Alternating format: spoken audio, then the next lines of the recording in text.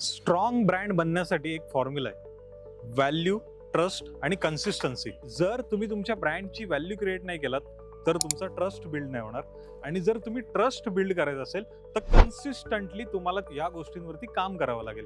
जोपर्यंत तुम्ही कन्सिस्टन्सी ठेवणार नाही, जोपर्यंत तुम्ही रेग्युलरली तुमच्या ब्रँड व्हॅल्यू किंवा ब्रँड इमेज डेव्हलपमेंटमध्ये काम करणार नाहीत, तोपर्यंत तुमची व्हॅल्यू बनणार नाही, ट्रस्ट बनणार नाही आणि लोक तुम्हाला फॉलो करणार नाहीत. जर तुम्हाला वाटत असेल की खूप साऱ्या लोकांनी तुमच्या ब्रँड सोबत येऊन काम करावं किंवा तुमचे प्रॉडक्ट परचेस करावे, हे सगळं करण्यासाठी तुम्हाला चांगल्या पद्धतीचा ट्रस्ट बिल्ड करावा लागेल, लोकांच्या मनामध्ये विश्वास बिल्ड करावा लागेल. ज्या वेळेला लोकांच्या मनामध्ये तुमच्याबद्दल विश्वास निर्माण होतो त्यावेळेला लोक तुमच्यासाठी लॉयल होऊन जातात, रेग्युलरली तुमचेच प्रॉडक्ट खरेदी करतात.